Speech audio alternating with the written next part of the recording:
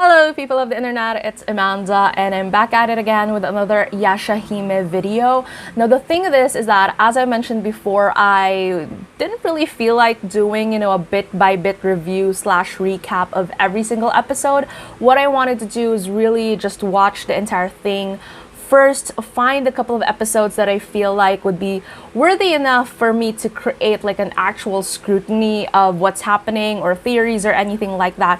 And that's why I'm making this video today, because I feel like after episode 4, I sort of like can come up with a couple more theories as to what's happening, or some things that I have questions for in the past, so that's why we're making this video. However, the thing is, I am not really a tinfoil hatty type of reviewer or viewer in general, so I may miss out on a couple of details here and there. I apologize in advance for that. That's just not how I roll.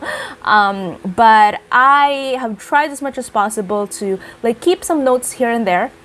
When it comes to like the things that we've confirmed, things that I want to theorize on, and still a couple of questions I have as to how the series is gonna go. So with that said, let's just get to it. The things that we've confirmed for the past 4 episodes of Yashahime is that, number 1, all 3 main characters have no recollection of their parents. So that's glaringly clear. Even Moroha, Setsuna, and Towa, no memories of their, not really their past, but more of just the idea of who their parents are. So nada, anything. Even Towa, whose memories weren't stolen by the dream butterfly, couldn't remember who Sesshomaru was. So that's a little bit of like a question thing here. I mean, I understand that they're like, what, 4 years old when when the incident happened, but she remembers some parts of her past, so it's kind of interesting that she doesn't remember like a father figure being there. So I'm gonna try to like talk more about my thoughts on that later on into the video. Now, another thing is that they were taken away from the village, which is a confirmation that Rin is the mother. And that one day Setsuna just came back after going through this entire rite of passage without any memory whatsoever as to, what happened and anything like that. It was really more of just all the lessons that she's learned from that experience. Then that's what she has now as sort of like her instinct. And then Moroha is confirmed to be Inuyasha and Kagome's daughter, but she also has no memory of them, as I mentioned earlier. So that definitely, I mean, it's sort of like a given considering, the way things are going. But to hear that sort of like confirmation that she doesn't have a clue as to who Kagome is. And she said that, she's heard of the whole like great dog demon story, but it wasn't clear whether or not it's because people told her that she's related to that, or that, I don't know, like does she know of Inuyasha, but not Kagome? So another question right there. Now, one thing that I was curious about when episode 3 aired was that, are we going to be seeing Kikyo a lot in this series again? But it was confirmed in episode 4 that the spirit at the Tree of Ages isn't exactly Kikyo, but sort of just a manifestation of her. I guess this is a very smart move considering that, it would be kind of hard to sympathize or to connect with a new character that we aren't really familiar with. So it's just interesting to have like a familiar face, even if they say that it's not Kikyo, but that familiarity to it to sort of like really invest us into this entire story of the Tree of Ages having this like mystical connection or knowledge as to what really happened with Sesshomaru. What's very interesting is that, number 1, we learned that Sesshomaru walked away from the Great Dog Demon title to rule over the East and rule over his domain and stuff like that. And then later on into the episode, we also find out that Rin is trapped in the Tree of Ages, and she's a woman now. And she's an adult now. It's pretty clear that it was Rin, considering the hair and everything. Like the importance in terms of the characteristics that are being put in Inuyasha and Yashahime for like the longest time. Just by that, you can distinguish who the characters are, and it's pretty clear that that's Rin trapped in the tree. So what was that entire thing about. That's very, very interesting that I feel like the plot is going to explore further. And then one thing that I also noticed is that the timeline is still uncertain from the events, end of events of episode 1. So after that entire encounter, we never, like, it's kind of hard to pinpoint what the exact timeline is or what exactly happened that led to these certain types of certain series of events, if you get what I mean. So that's also like one thing that the plot would explore further, I guess. So there's that. Now, I feel like I missed like a couple of things here and there, but those are like the glaring ones that really stuck to me, and so we're just gonna stick with that. Now, moving on to my actual theories about where we're headed so far. So there is a Chekhov's gun at the beginning of the episode where they said that, Towa wouldn't really use English much, when she's in the feudal era, but and then after that we get the parallelism of Kirinmaru and Sesshomaru supposedly having hold over the two sides, aka East and West, of the worlds, and just ruling there. And that sort of like is interesting because I feel like that would play into this whole two worlds perspective further on into the story. I'm not sure if people have already theorized a couple of things here as to who Kirinmaru is or how he's going to manifest, but I feel like this little detail about that they inserted that thing, I feel like that's really more of like a detail that to like push the agenda further, that there are two different like parties that are going to be major players in this entire narrative, and maybe Kirinmaru would be the Naraku of this series. I don't know, maybe. And the reason for that is because I feel like this is really more of a Sesshomaru arc, I guess, like an exploration of what happened to him post Inuyasha, the original series, rather than us finding out what really happened with the OG gang. So that's also one thing.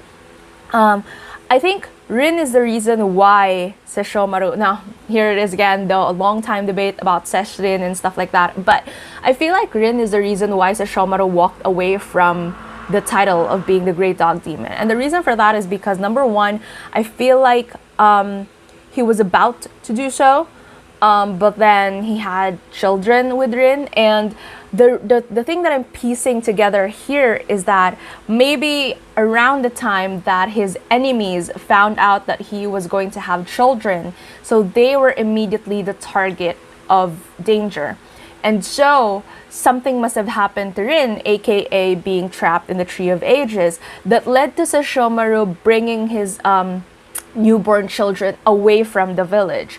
So those series of events I feel like is easy enough to piece together, and I feel like he also didn't want them to suffer the same fate as how it was with Inuyasha's mother and Inuyasha himself.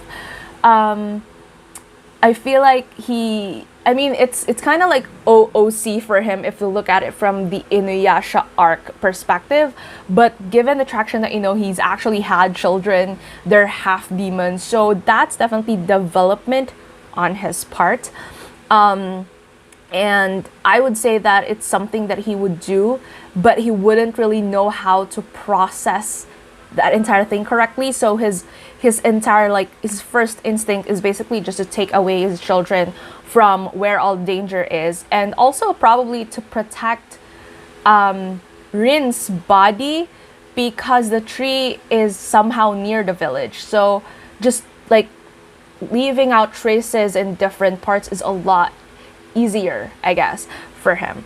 Now, another thing is that Sesshomaru might be the reason why the dream butterfly also took Setsuna's memories away. I feel like that would be such a massive plot twist if apparently like he's the cause as to why that happened, and maybe the reason why is because he wanted to train her first, especially when Towa disappeared, to train her first into being this resilient, strong person, and it's not necessarily because he detests her or anything like that, but really more of like preparing her for what's to come, and at the same time removing her memories so that she wouldn't really look for him, or I don't know, or have that certain type of attachment or fixation as to who her parents are, and that would, I know, clear her of suspicion from his enemies or something like that. I feel like that's such a Sesshomaru thing to do, because he wouldn't know how to handle it with affection or anything like that. But it was really more of this idea of like his level of kindness, in a way of,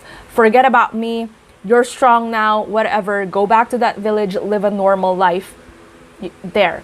I feel like that's something that he would really do, and that's not OOC for him to do that. So that's also like one thing. I'm pretty curious as to why Towa doesn't have any recollection of him, though.